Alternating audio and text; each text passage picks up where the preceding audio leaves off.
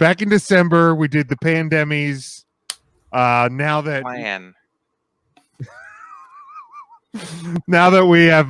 we've reached the end of the AEW, already back on the road. Ryan, this past Monday, I know you really had a hard time with it, but the WWE Thunderdome is no more. It has been disassembled.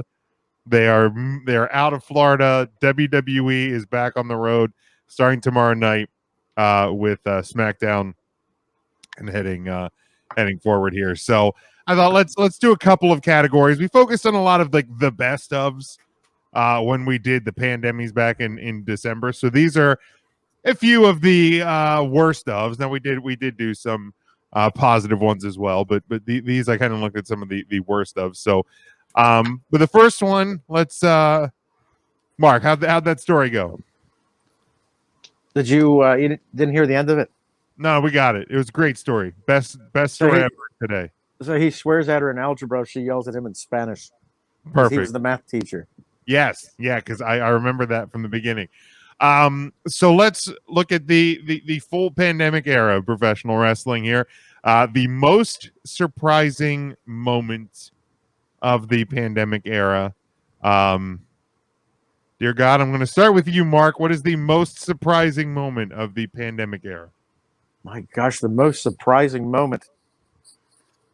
Didn't Shane McMahon have a match in the pandemic era? Yeah. This Shane. Here comes the money. Here we go. Money talk. Here comes the money. Money. Dollar. All right, probably the most surprising, and not in a good way, was that awful the zombies that injured Miz. That was surprising, just terrible. Yeah, I'll get to that. I will get to that for sure. Never ever thought that would happen, but hey, here we are. Zombies. Yeah, I think he does. Tim needs a hug. Oh, Tim, I'm sending you a virtual hug. Matt, what was your most surprising moment? That was actually mine, not just because of the stupidity of it, but it finally got Jim to give a 0 to something WWE. The zombies, yeah. That was so That is bad. shocking. Was that your real answer? Yes. All right, Ryan, what was yours? The most shocking moment is when Sting showed up on AEW unannounced and actually shocked wrestling fans. All right, Tim. He went around and gave everybody the shocker. The passing of Brody Lee. Oh, that's sad. Mine, and it's just if I go back to the beginning of it, I don't think I thought this was going to happen ever, much less in this year, was The Miz becoming WWE champion. That's good. Then we go to the best and worst cinematic matches. Of course, these kind of became a staple there for a while for WWE. AEW threw their hand into there as well. Just an honorable moment, real quick, for a surprising moment.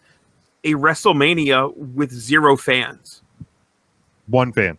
It was in the ceiling. Oh, it was that one fan. Yeah, one big fan up there in the ceiling. That's a big-ass fan. The big-ass fan. But yeah, no, I mean, that was like my backup. Yeah. In case somebody else said Sting. It's Sting. So best and worst cinematic matches. My best, I go back to it made my top match of the year last year, Boneyard match. We've talked at length about that. My worst actually was the NXT Backlot Brawl with Adam Cole, Bebe, and Redacted. I love the original Backlot Brawl, and what we got was nothing close to what I was expecting. It didn't hit, and then of course Redacted as well. So, Tim, your best and worst of the cinematic matches. Best is always gonna kind of go to the Boneyard match with The Undertaker and AJ Styles, and the worst cinematic match will be featured from Extreme Rules horror show, That would be the horror show at Extreme Rules. Wyatt Family Boogaloo Swamp Boogaloo Jamboree, where Braun Strowman lost his hair thanks to the Bayou Cajun waters of the Boomhauer. God bless. I hate that match. Oh my God. I didn't even want to talk about it, but golly, the Boogaloo Shrimp Kebabbery. It would have been better if they would have had a crawdad eating contest. Instead, we had Braun Strowman looking at Braun Strowman, and then there was some underwater boogie. I'm still just mad that we didn't get a cameo from ZZ in goddamn alligator. Alligator. Ryan, what was your best and worst cinematic? Yeah, I'm gonna stick with the Boneyard match here as the best. Man, just what an awesome match! I actually watched that the other day just to watch something. And the worst was the Viking Prophets versus like Akira Tozawa and the Ninjas on Raw that one time. They ended up in like a dumpster, and there was like a giant octopus or something in that match. And was that also at the horror show at Extreme? No, that was like at Raw. Yeah, it was just a random. That was real bad. Oh, I thought that started random. at a pay-per-view, and then it started in the pay-per-view, but then the actual match, I believe, took place with Raw the next night. Perhaps it was not good. It was booty, as the kids say. Cheeks. Oh, is it Cheeks now? Say. Oh, we just say Cheeks now. Shit, I'm way behind. My bad. I didn't Matt, know that. your best and worst of these cinematic matches. I mean, it's hard to argue with the Boneyard match, but I'm still going to choose the Firefly Funhouse just because they did the right thing with that one too. I think it could have ended better than it did, but I still enjoyed it overall, and I enjoyed like the build up to it and the overall. The worst one is going to come from AEW, and that was Britt Baker versus Big Swole in the tooth and nail match. I forgot about it. Was awful. I actually forgot about that one. That's awful. I was actually kind of looking forward to it, and it just sucked. You know how bad an AEW match has to be when I don't even remember it happened to shit on it. That's how bad it was. That's actually fair. Aaron, Mark, your best and worst of the cinematic matches. Well, the best was the Boneyards, for sure. And then when Tim was talking about the Boogaloo Shrimp and Pogo Sticks, my mind took me back there oh so quick. So the I absolutely love that reference. It's one of the greatest pop songs of all time. Easily my favorite boy band song. Oh man, Ryan, I like it when you laugh when I tell a joke, and you like Fun Dip and Cherry Coke. All right, don't abuse it, Mark. But the worst, I was going with that that Bayou match down there in the bayous of Louisiana. But boy, I'll tell you what, that dentist office match was horrendous. So boy, it's tough to pick a winner in that. I think I'd have to side with the that dentist office waiting room brawl or whatever it was called. With they were both terrible. Oh my God, they were horrendous. They really were. They both were pretty bad. Devin said the Firefly Funhouse was his. The worst was the swan fight. Yeah, they put the swans in the ring, and the swans was like a cockfight, but with swans. No, it was they cloned Miss Swan from Mad TV. Swan and she fought herself.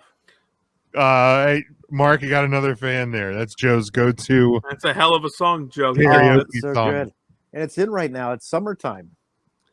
All right, let's go to the worst match of the pandemic era. The worst match that you can think of from the last approximately 15 or so months. Mark, we'll start with you. Goldberg. just Goldberg versus anybody. Just Goldberg. Just Goldberg versus anybody. So bad. So bad. It was Goldberg and Drew, wasn't it? Yeah, from Royal Rumble. So bad. That's not even the worst Goldberg match of the pandemic. Was he? Oh yeah, because he was in WrestleMania with Braun. Yes. Oh, that Yeah, was that even match worse. was Yeah, you're infinitely right. worse. You're right. The That Drew one, was at least Drew just kicked his ass. that was horrendous. Terrible. Well, Mark says Goldberg. Just Goldberg Matt- in general. I hope he never comes back. Oh boy! Don't watch Raw on Monday. Why? Oh, Goldberg. Yeah. Yeah, We'll Matt, just let the cat out of the bag right now. And that cat is hissing, Mark. Ron, you Yeah. had cat scratch fever. Mike's right there with you, Mark. He's Hard to Goldberg. argue Mark. that, but I will still say this match was my least favorite. I know some people enjoyed it. It was Roman Reigns versus Jey Uso, where we had the towel. It's fine.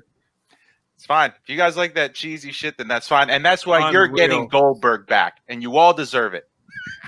I got no problem with Goldberg. I know you don't. Unreal. He's getting Goldberg. Ryan. Poor Matt. This throwing the I towel in. had to look this up. no. Because it feels like forever ago. Any match from Raw Underground.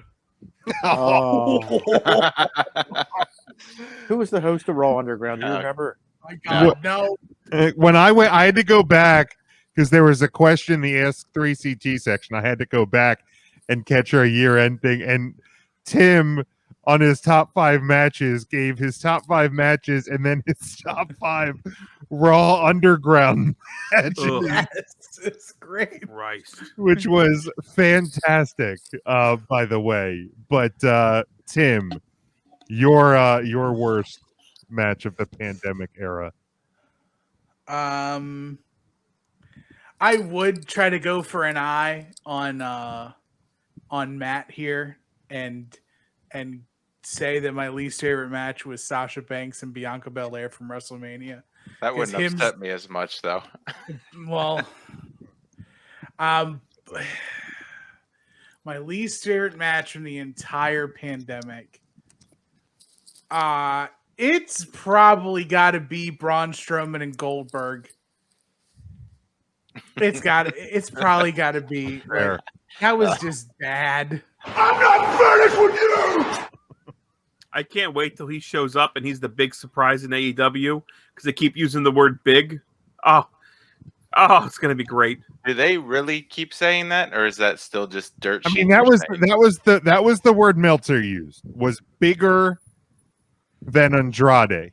Bigger than Andrade. Is So Meltzer like part of AEW? Yes. I mean, Like I mean, contracted? unofficially, yes.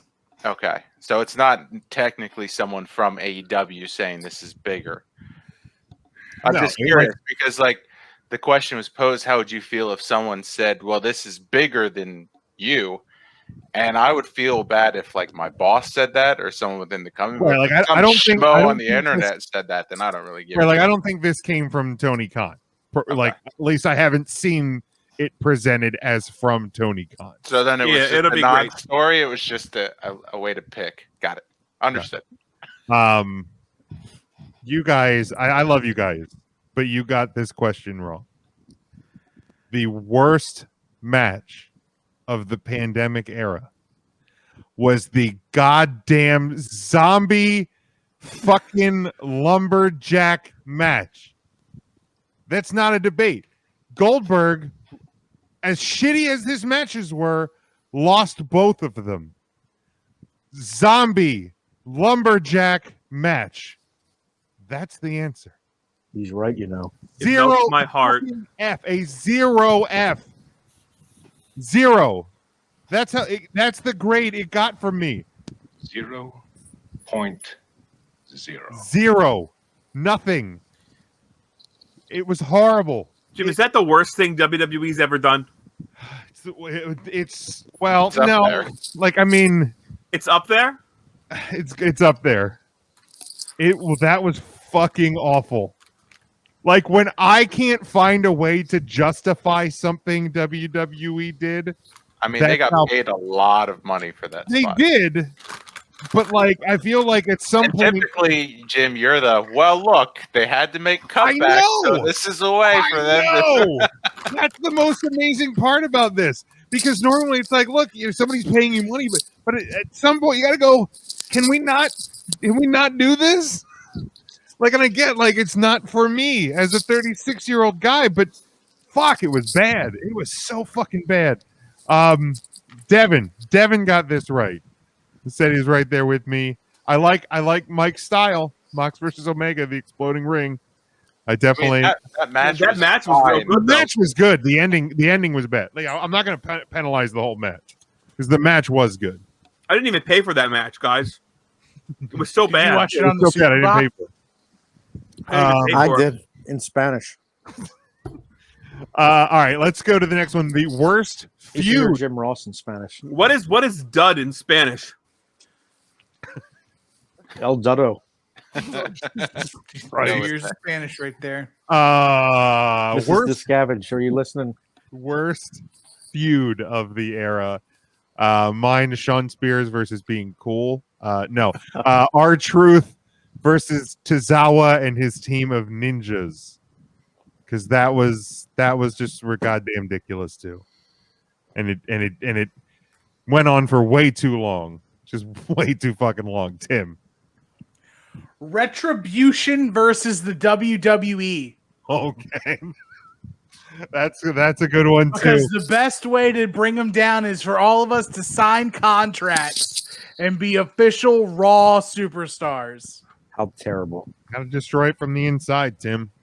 Don't Like the give a shit. NWO. NWO never signed WWE contracts. That's true, brother.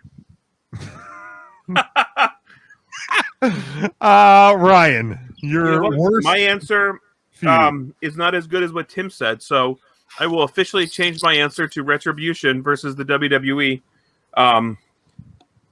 Actually, the worst feud I had written down was me versus this fucking show every week. That's actually what I wrote down. Ron, But you're losing. Retribution is probably a better, more fitting answer. So, T-Bar, Joint Pain, I don't know, Asparagus, whatever the fuck their names were. T-Bone. You were right. Dick. Slapdick T-Bone. Asparagus. Matt, your worst feud of the pandemic era. The one that just did absolutely nothing for me was Lana versus Nia Jax and Shayna Baszler. Especially because it And just how? went. I feel like you didn't give it a chance, though. No. What about Nia's Probably Hall? fair. That's the best thing to come out of it. Mark, what What's did you say? The best thing to come out of Nia's hole was the feud. Is that what you said, Matt? Yes. Where is it?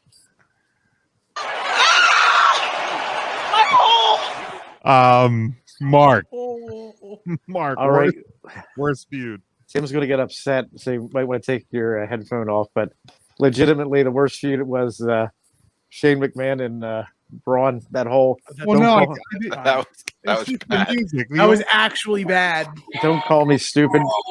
Come on. What is this, kindergarten? yeah, Don't that call me stupid. Oh, Honorable mention No, for we'll me call you went fired. went to Seth and the Mysterios. Oh, that was Oh, the awful, too. telenovela. Hmm. Yeah. Devin says the Fiend versus Randy Orton.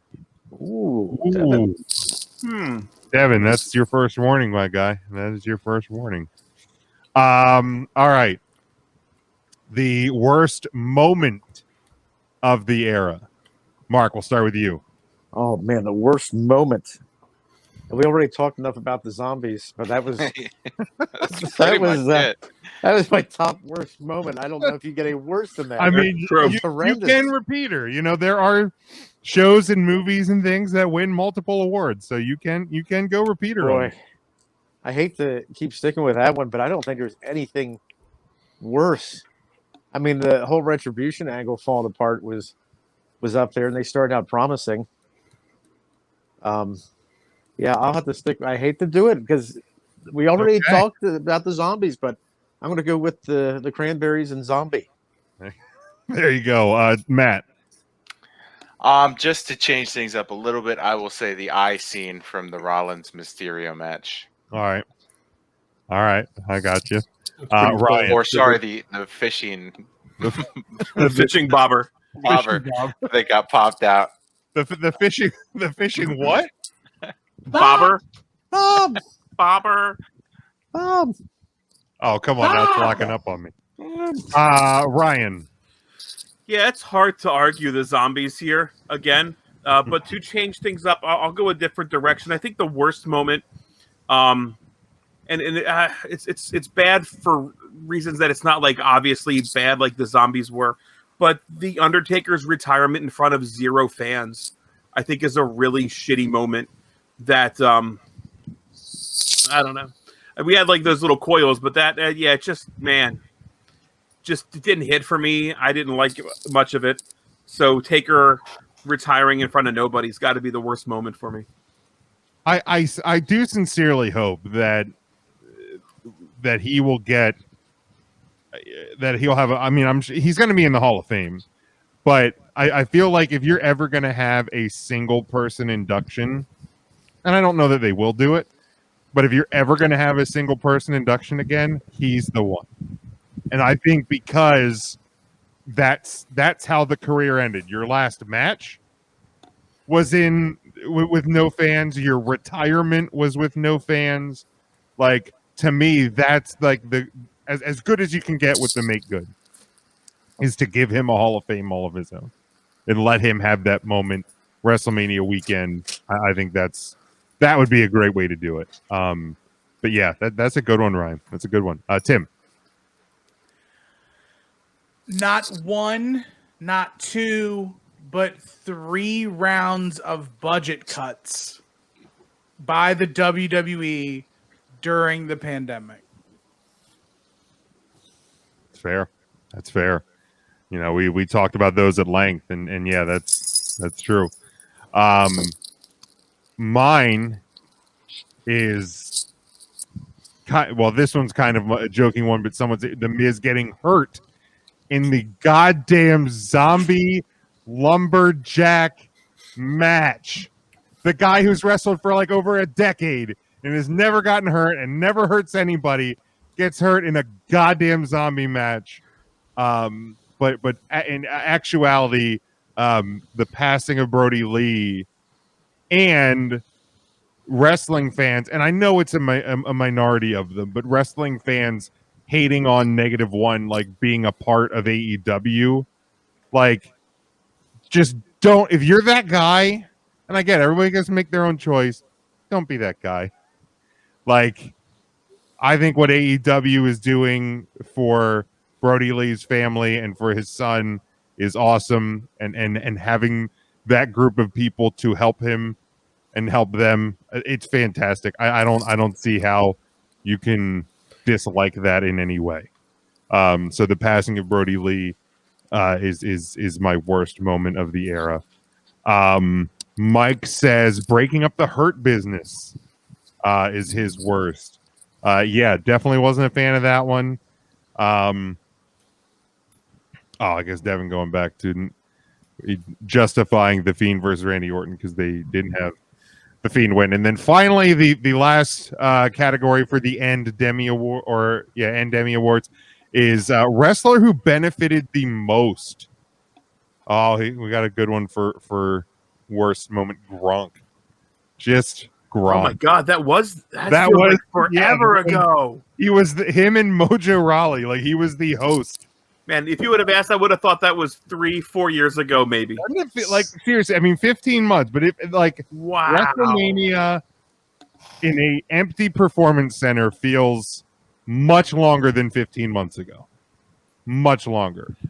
Wow. But wrestler who benefited most from the pandemic era, and for me, it's kind of a tie. And one, head of the table, Roman Reigns. I still stand by. I don't think we get I don't think we get this Roman Reigns without the Thunderdome pandemic era.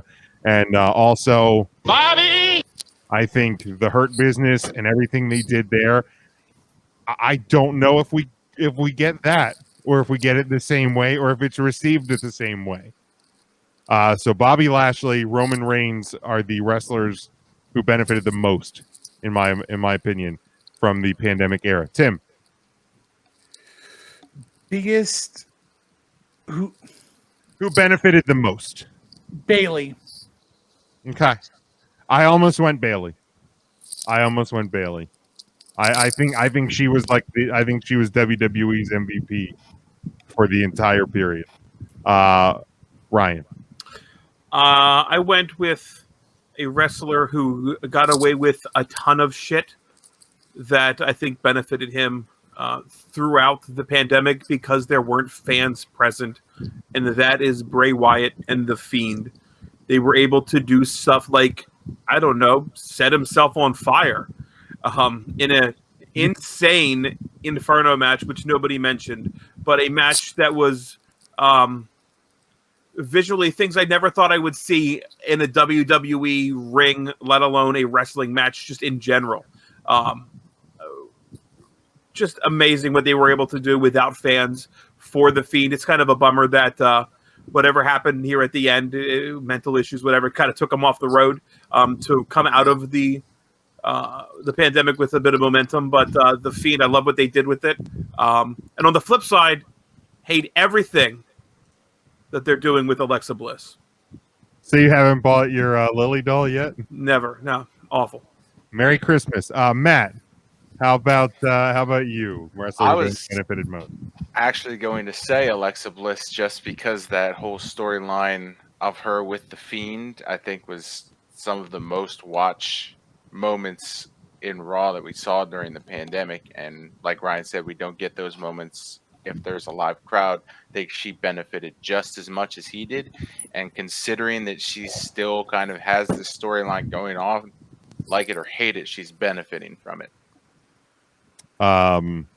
Yeah, I mean that when they did that initial run, that was still back in the Performance Center. That was even pre Thunderdome. Like that was that was great stuff there. Mark, who is your wrestler who benefited the most? Hi, boys. Let's see. I'm just going to go with Roman Reigns because he's a heel.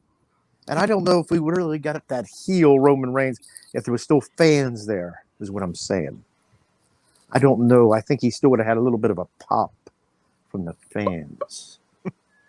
But he is a heel. He's a heel. Devin says Roman Reigns. Mike has Bailey, says she was the pandemic MVP. Joe says the deliciousness that is Austin Theory. And because Devin also says the Fiend. So Fiend and Roman Reigns for him as well. Who benefited the most? Because nobody had any AEW. Who benefited the most in AEW, would you say? Because, I mean, I know they're a little bit different because they've had fans back even at Daly's Place for a while. But do you think there's anybody that benefited the most down there? I mean, I think Darby Allin may be the star that has kind of come out of this the biggest, but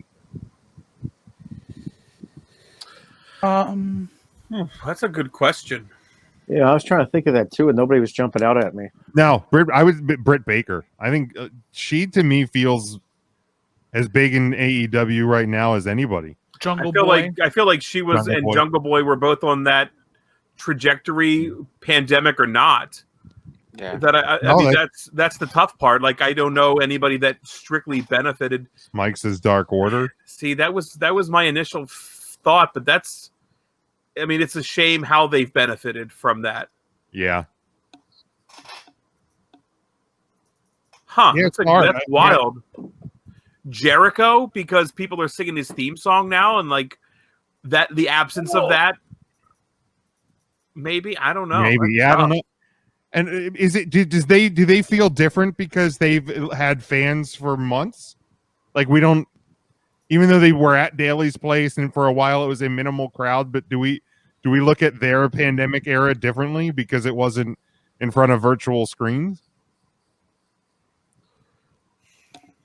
Yeah, I mean they they didn't get as many freedoms, I guess you could say too, that the WWE got because there were crowds.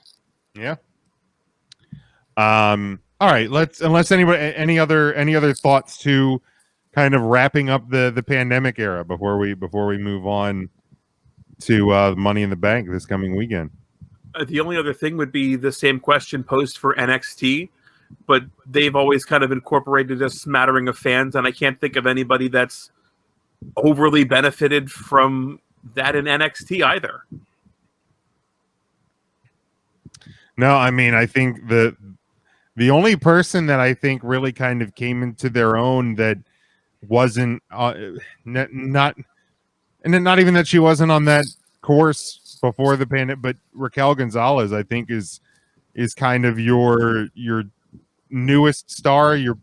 Like otherwise, EO and Balor and the Undisputed Era and Cole Kyle and all of that. Like, yeah, they were all major players before the pandemic, but Raquel probably sticks out to me.